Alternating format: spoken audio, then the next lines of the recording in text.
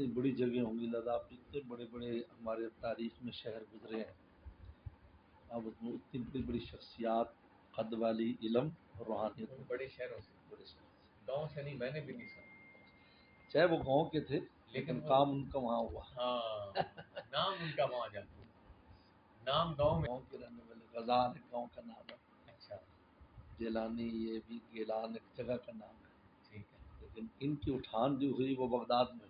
Baghdad میں، اس لیے جو جو ہے مورخ ہیں وہاں کے اسپین کے بڑے مشہور مورخ ہیں، نام ایسے ذہن سے نکل گیا، تو وہ کہتے تھے کہ ہم بغداد کے جو علماء ہیں یہ شہری ہیں، اور اندلس کے جو علماء ہیں وہ دیہاتی ہیں، کہا کہ ان کی سوچ ان کی اس پرواز پہنچ نہیں سکتی، پہنچے، تو اس وجہ سے ہاں گاؤں چند دن رہنے کے لیے، صحت کے لیے، ان کے لیے چونکہ جنون چیزیں ہوتی ہیں وہاں تو وہ مفید ہے۔ مشکل رہا اس کے جی لیے، جی، آپ کی علمی روحانی ترقی کے لیے آپ کی اور آپ کے بچوں کی شہر ہونا چاہیے، چاہے چھوٹا ہو بڑا ہو، لیکن شہری تمدنی لائف ہونی چاہیے، اس میں تمدنی لائف گاؤں میں نہیں ہوتی، اس میں کیونکہ تمدن یہ ہوتا ہے، آپ دیکھیں کہ آپ ایک سیٹھ رہتا ہے، اس کے ساتھ ایک ریڑھی باندھ رہتا ہے، ان کی ملنے کا آپس کا انداز بالکل برابری کی بنیاد پر ہوگا، پڑوسی کے طور پر، یہ تمدنی زندگی کا اس کی کوئی شادی بچے وہ بلائے گا تو چار پہ بٹھا دے گا، سیٹھ کی بھی بلائے گا وہ کرسی پہ اس کو بٹھائے گا۔ گاؤں میں یہ تفریق بہت زیادہ ہوتی ہے، ہاں چھوٹے بڑے کی تفریق بہت زیادہ، بالکل آپ کی بات، شہر میں نہیں ہوتی۔ ہم دیکھتے ہیں کہ وہ چھوٹے چھوٹے لیول کے لوگ بھی بڑی بڑی دافتوں میں نظر آتے ہیں، ہمارا پڑوسی ہے جی، یا اس کا ابا ہمارا وہ تھا پہلے تھا، وہ سیٹھ صاحب کے ساتھ ہی بیٹھ کے روٹی کھا رہے ہیں۔ اس لیے یہ تمدنی زندگی جو ہے نا، اس لیے تمدن کو پسند کیا گیا، اس لیے اسلام کی جتنا پھیلاؤ ہے، آج لوگ کہہ دیتے ہیں جی وہ جی یورپ میں اس وقت کیوں نہیں اسلام گئے یا فلاں فلاں گئے، اس میں یہ لکھا ہے کہ صحابہ اکرام نے تمدنی علاقوں کو ٹارگٹ کیا، جہاں تمدن تھا ہی نہیں، وہ خود اندھیرے میں تھے تو اس کی ضرورت نہیں تھی جانے کی، ان میں تمدن بہت بعد میں ہے۔ اسلام آپ کہتے وہاں کیوں نہیں گئے جی، یورپ میں کیوں نہیں گئے، انگلینڈ میں کیوں نہیں گئے؟ ہم دیکھتے ہیں اس زمانے میں، صحابہ زمانے میں وہ خود اندھیرے میں تھے، غاروں میں رہتے تھے، آج بھی ان کی غاریں موجود ہیں، غاروں میں ہمارے بڑے رہتے تھے، چیتڑے پہنتے تھے، ان کو تمدنی لوگ کیا، تمدن اس وقت فارس میں تھا یا روم میں تھا، وہاں صحابہ کرام نے جال بچھا دیا، افریقہ کے جن ملکوں میں تھا وہاں بچھا دیا جال،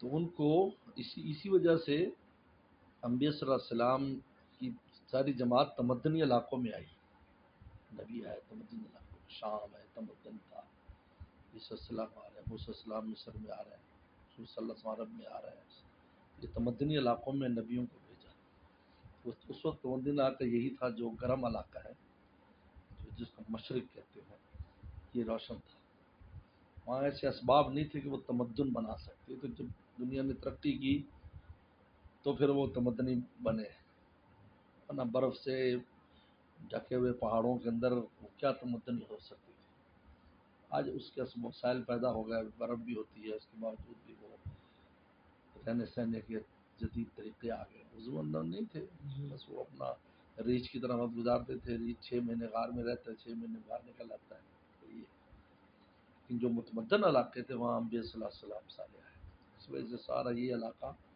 شام، یورپ کی سرحد شام سے شروع ہوتا ہے اور یہ یہاں تک، یہ متمدن علاقے تھے، یہاں انبیاء صلی اللہ علیہ وسلم آئے، ہندوستان کو بھی ٹارگٹ کیا، آدم اسلام کو سب سے پہلے یہاں بھیجا کہ یہ بھی متمدن علاقے تھے، اس وجہ سے بلکہ یورپ نے بھی تمدن ہم سے ہی سیکھا ہے، ورنہ ان کو تو پتہ نہیں تھا نہ نہانے کا، نہ دھونے کا، نہ رہنے کا، نہ سنگی لیتے رہتے ساتھ ساتھ، یہ صاحب تاریخ میں لکھا ہے کہ اسپین سے انہوں نے سیکھا ہے، بلکہ حیران ہوتے تھے یار تم لوگ نہاتے بھی ہو؟ جی میں نے کہا ہمیں تو ہر جمعے نہانے کا حکم ہے، ماشاء اللہ. تم منہ بھی دھوتے ہو؟ بڑی حیرت ہوتی ہے. تو اس وجہ سے ماشاء اللہ بہت ہی خوشی ہوئی. بس یہ تو جذب کی علامت ہے.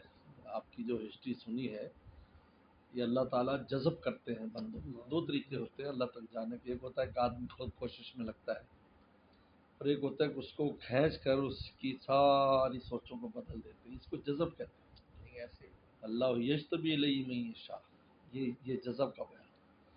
اللہ کھینچ لیتے ہیں جس کو چاہتے ہیں. وہ یہدی الیہ من ینیب، اور جو انابت اختیار کرتا ہے کوشش کرتا ہے اس کو بھی راستہ دیتے ہیں. کچھ کھنچنے کے بعد رستے پہ چلتے ہیں، کچھ چل کے کھنچ جاتے ہیں. ماشاء اللہ ماشاء اللہ ماشاء یہ اللہ. طریقہ ہوتا ہے. چل رہا ہے کوشش کرتا ہے اس کی، لیکن پھر اللہ راستہ دے دیتے ہیں. ایک ہے کہ اس کی بالکل سوچوں کو یکدم بدل دیتے ہیں، کہاں سے کہاں چلا جاتا ہے. حیران ہوتا ہے میں کیا سوچتا ہوں وہ کیا گیا. جیسے آپ نے بھی بتایا یہ بالکل واضح اللہ کے جذب کی علامت ماشاء ہے. اللہ ماشاء بڑی اللہ. نعمت ہے یہ. بہت بڑا میری زندگی کے اندر نا یہ ٹرن اس سے بہت ہی اللہ کا شکر ادا کرنا چاہیے. ورنہ اگر اسی طرح غفلت میں انسان چلا جائے تو سوچے کہ کیا ہوتا اگر اللہ تعالیٰ چھوڑ دے کہ جائیں جائے. آپ اس کی وہ پھر آنکھ بند ہوتی ہے، حقیقت پھر وقت نہیں ہے. یعنی اب اس کتنی حقیقتیں واضح ہو گئی ہوں گی جو پہلے سوچے کہ اگر انسان ایسے ہی چلا گیا. یعنی گویا کہ ایک چیز بند آئی اور بند ہی چلی گئی، اللہ بڑا فائدہ نہیں اٹھا سکے. اگر اس کو کھولتے تو اس میں سے پتہ نہیں کیا کچھ نعمتیں نکلتی، وہ بند ہی چلی جاتی. قبر میں جاتے تھے علی کرم اللہ فرماتے ہیں اے لوگو تم سو رہے ہو، موت ہے تب تم جاگو گے کہ یار یہ کیا ہوا. اللہ کا فضل ہوتا ہے کسی انسان پر کہ اس کو پہلے سے ادراک عطا فرمائے. اصل بات ہے ادراک اور احساس کے بعد ہی آگے قدم اٹھتے ہیں. اور اللہ کے اس کی بھی بڑی قیمت ہے کہ آپ دل میں ایک چیز رکھتے ہیں یار مجھے یہ کرنا ہے. اللہ کے اس کی بڑی قیمت ہے. وہ تو ارادہ نہیں کرتے، اس لیے صحابہ میں یریدون وجہ، سب سے پہلے تو ارادہ ہے، بعد میں سارے اعمال. ایک آدمی ارادہ بھی کر لے تو تب بھی اس کو اپنے عاشقوں میں اور اپنے سالکین میں شامل کر لیتے ارادہ کرتے ہی. ابھی تو چلا بھی نہیں ارادے سے. اگر صاحب یہ دین کا سیاست